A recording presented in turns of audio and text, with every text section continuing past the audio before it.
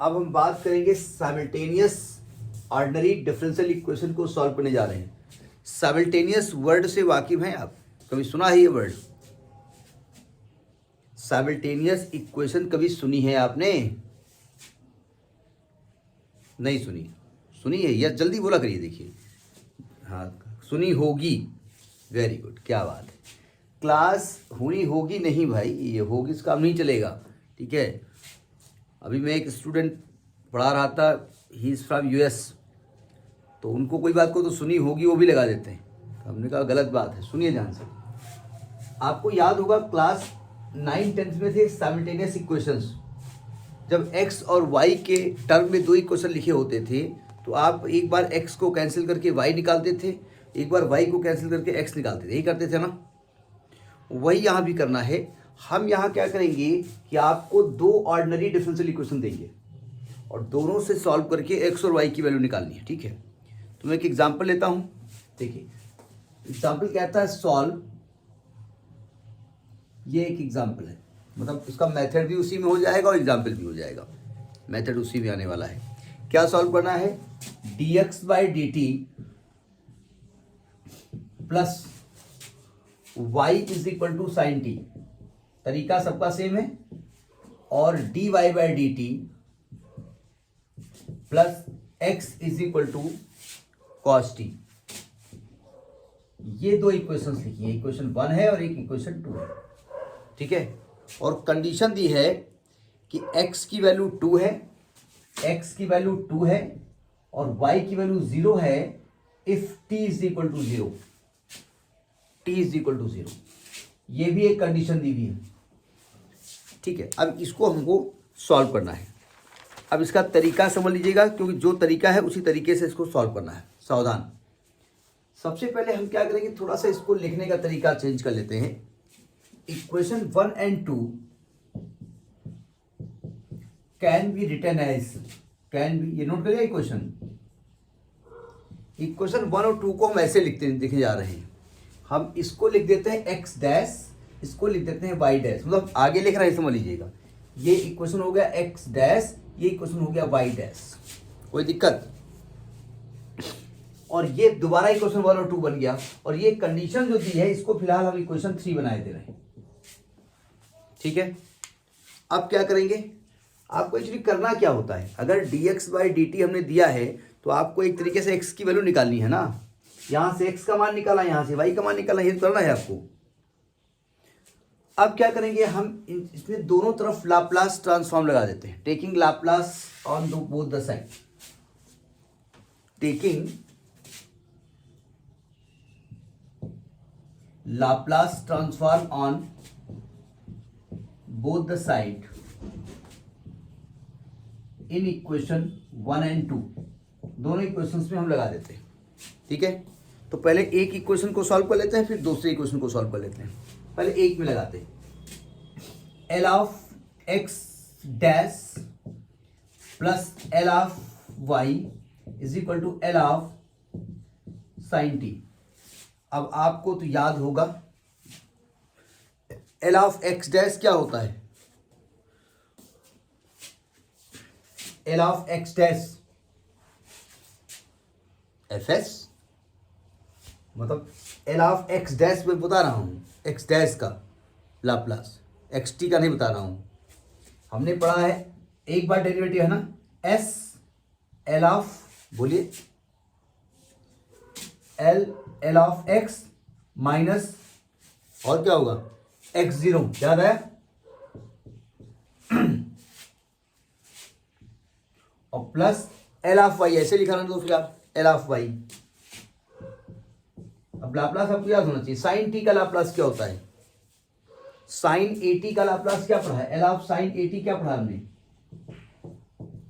Sign at का Laplace a/s² + a²। अब यहां पर a क्या है, 1, तो 1/s² + 1, ये होगा ना। अब मैंने एक काम किया, L of x को जो बार बार L लिखना पड़ेगा ना, इसलिए हमने यहां पर एज्यूम कर लिया कि लेट L of x को हम फिलहाल x बार मान लेते हैं और एल ऑफ वाई को हम फिलहाल वाई बार मान लेते। डैश मान नहीं सकते, डैश मानेंगे तो डेरिवेटिव में फंस जाएगी गाड़ी। तो यानी ये आपका आ जाएगा s x bar minus x zero के लिए दी है ना आपके पास, एक्स जीरो कितना है, एक्स जीरो 2 है ना, एक्स जीरो 2 हो गया plus y bar is equal to 1/s² plus 1। ठीक है, यानी ये क्वेश्चन क्या बन जाएगा, s x bar plus y bar is equal to 1/s² plus 2 plus 1 plus 2। ये क्वेश्चन है, हम जानबूझ के एलसीएम नहीं लेना है यहाँ पर। इसको एक क्वेश्चन नंबर डाल दीजिएगा 3 4, 3 हम डाल चुके हैं इसलिए हम इसको 4 डाल दे रहे हैं। ठीक है,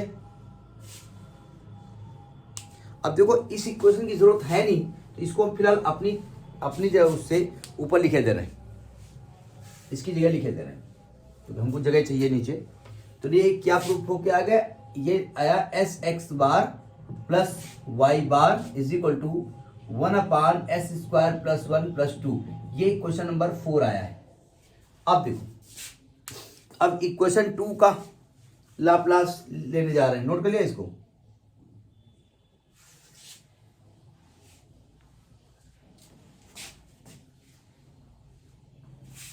इक्वेशन 2 का लाप्लास लेने जा रहे हैं। साउंड न बंद किया करिए, ठीक है, नोट कर लिया, फिर आप उस साउंड खोलेंगे, फिर बोलेंगे, थोड़ी देर बाद आप बोलेंगे, ठीक है, म्यूट मत किया करिए। अब इसका हम लाप्लास लेने जा रहे हैं, L of y dash plus L of x is equal to L of cos t. देखिए एल ऑफ वाई डैश को क्या लिखेंगे, एस एल वाई, फिर क्या होगा माइनस वाई जीरो और plus L of x is equal to L of cos t. बताइए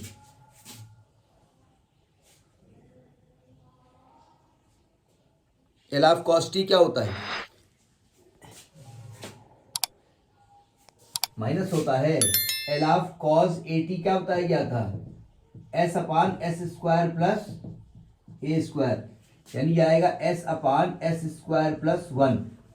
हमने अभी कहा है कि एल ऑफ वाई को वाई बार मान लो, एल ऑफ एक्स को एक्स बार मान लो, ठीक है, तो आएगा s y bar minus y zero की वैल्यू ऑलरेडी जीरो की वैल्यू, इसका काम ही खत्म हो गया, plus x bar is equal to s/s² plus 1। ये क्वेश्चन नंबर हो गया 5। तो हमने इसको भी ऊपर लिख दिया क्योंकि हमको जरूरत इसकी पड़ेगी इसलिए लिखे दे रहे हैं।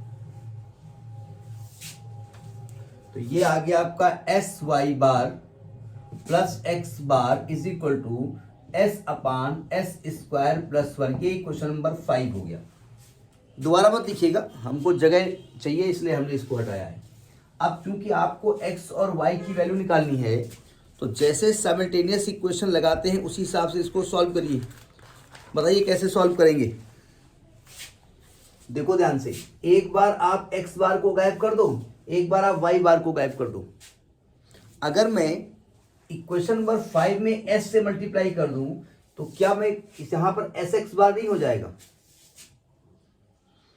हम इसको थोड़ा आपकी जानकारी के लिए इसको उल्टा लिखे दे रहे हैं, x bar plus s y बार, हम ऐसे लिखे दे रहे हैं, x bar plus s y बार। अगर मैं इसमें एस से मल्टीप्लाई कर दूं तो ये एस एक्स बार हो जाएगा और दोनों को सेपरेट कर दूं तो एस एक्स बार कैंसिल हो जाएगा और आपका इक्वेशन वाई बार के टर्म में आ जाएगा। सही कह रहा हूं, तो आप लिखेंगे multiplying equation 5 by s and solving equation 4 and 5। अब सॉल्विंग का मतलब एडिंग करना है, सब्ट्रैक्टिंग करना है, वो सर्कमस्टांसेस जो होंगी वो देखा जाएगा। तो अब हमने पहले ये लिख दिया s x bar plus y bar is equal to, हम जानबूझ के एलसीएम नहीं ले रहे हैं, 1/s² प्लस 1 प्लस 2 और जब इसमें एस से मल्टीप्लाई किया तो आ गया s x bar plus s square y bar हाँ ठीक है is equal to s square upon s square plus 1। दोनों इक्वेशन को सॉल्व करने के लिए क्या करना पड़ेगा, सब्ट्रैक्ट करें या ऐड करें।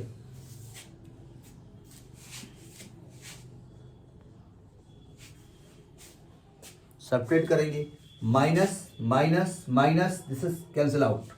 यहां क्या आएगा y bar minus s square y bar is equal to, यहां देखो ऊपर आएगा 1 upon s square plus 1 plus 2 minus s square upon s square plus 1। इन दोनों को सॉल्व किया जा सकता है। दोनों के हम 2 को नहीं छेड़ रहे, 2 को एज इट इज लिखा रहने दीजिएगा। यहां क्या बचा, यहां से वाई बार कॉमन ले लेंगे तो आएगा 1 minus s square is equal to, इन दोनों से हमने एस स्क्वायर प्लस 1 एलसीएम ले लिया तो ये आ गया आपका 1 minus s square upon s square plus 1 plus 2। देखो जरा ध्यान से, सावधान, अगर मैं यहां से वाई बार निकालता हूं और ये भाई साहब अपान में जाते हैं तो ये इसको कैंसिल कर देंगे और ये इसके साथ जाएंगे तो डिवाइड में आ जाएगा। कैमरे में नहीं आ रहा है क्या ये, ठीक है, इसको नोट कर लिया है ना।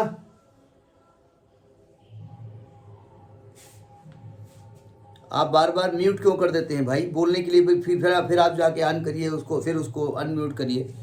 अच्छा कोई चिल्ला रहा होगा साथ में, इसको नोट कर लिया है,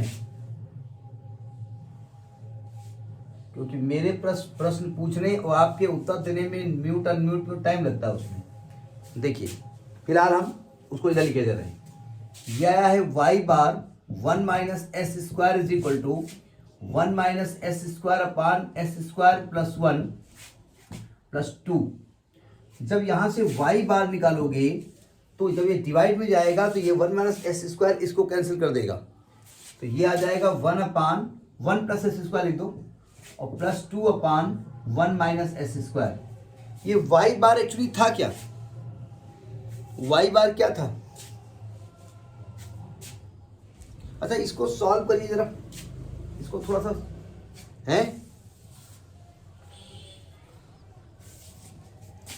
लाप्लास ऑफ वाई था 1 अपान एस स्क्वायर प्लस 1 और यहां से माइनस का ले लो 2 अपान एस स्क्वायर माइनस 1। जानबूझ के हमने लिखा क्योंकि इस प्रकार के फॉर्मेट को हम जानते हैं, ठीक है।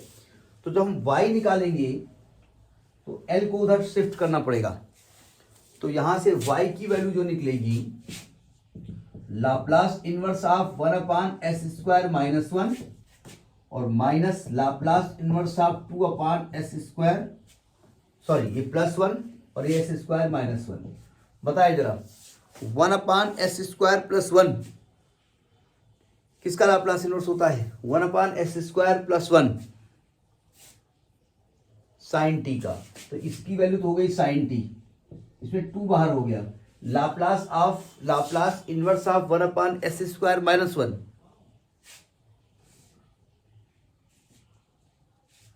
टू तो बाहर लिख दिया हमने हैं। अब क्या आवाज कट रही है, ये साइन हाइपरबोलिक टी होता है, वो आपको याद नहीं रहा, हम जानते हैं। ये y की वैल्यू आ गई, ये हो गया सोल्यूशन आपका। इसमें x और y एक साथ लिख करके फाइनल सोल्यूशन निकालते हैं, ठीक है।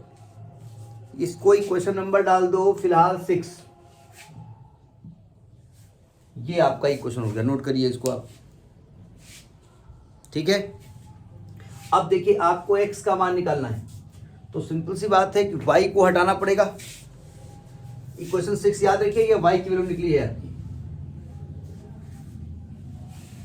हमने यहां से फिलहाल अब आपको क्या निकालना है, x की वैल्यू निकालनी है। x की निकालने के लिए y को हटाना पड़ेगा। तो आपको एक चीज दिख रही होगी कि मैं इक्वेशन नंबर 4 में अगर मैं s से मल्टीप्लाई कर देता हूं तो ये एस वाई बार आ जाएगा और एस वाई बार और एस वाई बार को सेपरेट करेंगे तो कैंसिल हो जाएगा। इसी को साइमल्टेनियस इक्वेशन कहते हैं, जो कि हम क्लास 10th में पढ़ते थे। बस यहाँ पर एक्स वाई की जगह एक्स बार वाई बार और डेरिवेटिव आ गया, ठीक है। तो आप लिखेंगे multiplying equation 4 by S and solving equation 4 and 5। हम सॉल्विंग लिख रहे हैं, हमने बार बार कहा कि हम एडिंग और सब्ट्रैक्ट नहीं लिखते। तो जब मैंने s से मल्टीप्लाई कर दिया तो ये क्या आ गया, s square x bar plus s y bar is equal to s upon s square plus 1 plus 2s। आवाज पहुंच रही है?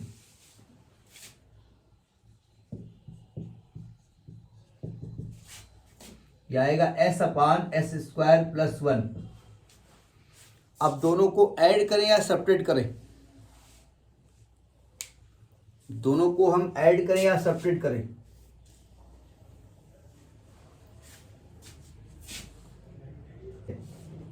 अब देखिए, अब मैंने क्या किया भाई, इसमें s से मल्टीप्लाई करके दोनों को लिख दिया। अब हम सब्ट्रैक्ट करें या ऐड करें? तो साफ साफ दिख रहा है भाई, सब्ट्रैक्ट कर दो तो ये माइनस हो जाएगा, ये माइनस हो जाएगा, ये माइनस हो जाएगा, ये भाई साहब पूरा पूरा कैंसिल हो गया। अच्छी बात रही। और यहां पर आ गया s square x bar minus x bar is equal to, यहां पर आ गया 2s, यहां से एक्स बार कॉमन ले लिया तो आ गया s square minus 1 is equal to 2s। तो एक्स बार की जो वैल्यू आई है 2s upon s square minus 1।